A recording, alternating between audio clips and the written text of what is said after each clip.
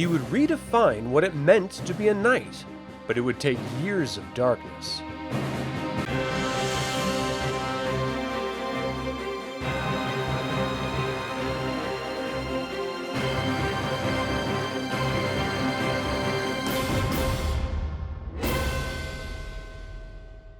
Welcome to another DragonLance Saga episode. My name is Adam, and today we're going to talk about Gunthar Uth Wistan. I'd like to take a moment and thank the members of this channel and invite you to consider becoming a member by visiting the link in the description below. You can even pick up DragonLance gaming materials using my affiliate link. I am referencing War of the Lance, Age of Mortals, Knightly Orders of Ancestral sourcebooks, and much more for this information. If I leave anything out or misspeak, please leave a comment below. Gunthar Uth Wistan hails from his ancestral home Castle Uth Wistan on the Isle of Sancrist. Initially constructed 1,000 years before the Cataclysm, the castle stood as a beacon of light for the publicly despised Knights of Solamnia. The knighthood fell in the eyes of the public after the Cataclysm. They were publicly blamed for not saving the populace and even said to have been the cause of the tragedy. The truth mattered little to those who wanted vengeance for the state of plague and decay the Age of Despair found itself in, and this would be the era Gunthar cut his teeth in as a knight. His ancestors were said to have fought alongside Vinas Solamnus himself in the Rose Rebellion against Ergoth, so the Wistan line is one of pride, honor, and distinguished men and women of valor. Gunthar was born in the spring of 293 Alt Cataclysm, and his earliest campaigns were set on the Solamnic plains around Vingard Keep. He would fight alongside Lord Brightblade against hobgoblin incursions and peasant uprisings. He would grow to be close friends with the Brightblade family, and in 335 AC, during the Rebellion, he was under the command of Sir Angriff Brightblade, when, with the Brightblade castle surrounded, Angriff saved the knights and civilians within by giving himself up. It was an act of heroic sacrifice that Gunthar would never forget. Throughout his knighthood, Gunthar would develop a rivalry with the Crown Guard family, beginning with Boniface. This came to a decisive head when Boniface rejected a young Sturm Brightblade from entering the order, and Gunthar overruling his decision. Gunthar would be a father figure for young Sturm, but the rivalry between Gunthar and Boniface would ultimately mar the knighthood for years and even spill over to Derek Crownguard and Sturm Brightblade. There had not been a Grand Master in the knighthood since the beginning days of the Cataclysm, as there were never enough knights together, since the vast majority of the Order of Clerists disappeared just before the Cataclysm. They were unable to elect a new one in a grand circle according to the measure. Castle Uth Wistan would become the de facto meeting place for the knighthood in the years leading up to the War of the Lance. It was there that Gunthar oversaw the Whitestone Council as a nominal leader of the Knights of Solamnia against the wishes of his real rival for the position of Grand Master, Derek Crownguard. Derek preferred to face evil head-on rather than all this reaching out to other nations and races stuff.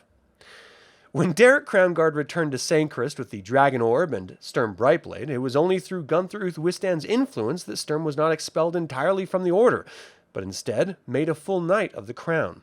Derek was a rigid follower of the oath and measure, so much so that he would willfully be the downfall of the knighthood if placed in a position of authority. Gunthar was more inclined to see the measure as Sturm showed him through word and deed, and when Sturm made the ultimate sacrifice atop the High Clerist's tower, providing the opportunity to turn the tide of battle, Gunthar swore to change the measure to reflect the heart of a knight and the spirit of the measure, rather than the rigid interpretation that was followed and nearly led to the knighthood's ruin. It was Gunthar's gift of seeing greatness in those around him that led to his granting Lorelanthalassa Cannon, a Quillinesty princess, the honorary title of general for her role in the recovery of the Dragonlances and her racial social status. And though she proved to be a brilliant military leader, we must acknowledge the true gravity of Gunthar's decision. This was a world where if you weren't from Solamnia, you could not be a knight. If you were from Solamnia and were also a woman, you could not be a knight. Tension between the elven nations and the knights were suspicious at best, so to assign a female elven royalty to lead Solamnic knights in cleanup duty, let alone battle, was unthinkable. With the success of Gilthanas and Silvara's mission of discovering the truth of draconian creation and the subsequent return of the good dragons, Gunthar Uth Wistan would be promoted to acting Grand Master. Together with the Golden General, the Whitestone armies would drive the dragon armies back to Naraka, and the Heroes of the Lance would defeat the Queen of Darkness. Gunthar's leadership led to a resurgence in the knighthood following the end of the war, and in 355 AC, he would be officially named the first Grand Master in over 300 years since before the Cataclysm. He declared that he would revise the measure himself, using the war and those lost as his rationale and inspiration. It would take the rest of his life to complete. He did his best to defend against the Blue Ladies' War in 357 AC, hoping for another battle of the High Clerist's Tower, but was only able to ride to Palanthus' aid as her forces devastated the city. They would eventually push her forces back in the absence of the Blue Lady herself and Lord Soth. Later that year, Eric and Ericas would be released from captivity and go on to create the Knights of Takhisis, who would ultimately take control of all of Ansalon with the blessing of all of the gods in order to stand against Chaos himself in 383 AC, but Gunthar would be retired for a year before this happened. Even in retirement, he would work for the betterment of the knighthood, and when the alien dragons came to Krynn and the Dragon Purge began, Gunthar would reach out to the current Dark Knight's leadership and offer to join the forces of Solamnia with Naraka. During this meeting, Gunthar would propose a hunt for the infamous Mon Jaeger, but would be gored in the hunt by the beast and ultimately die, passing control of the knighthood to Sir Liam Erling.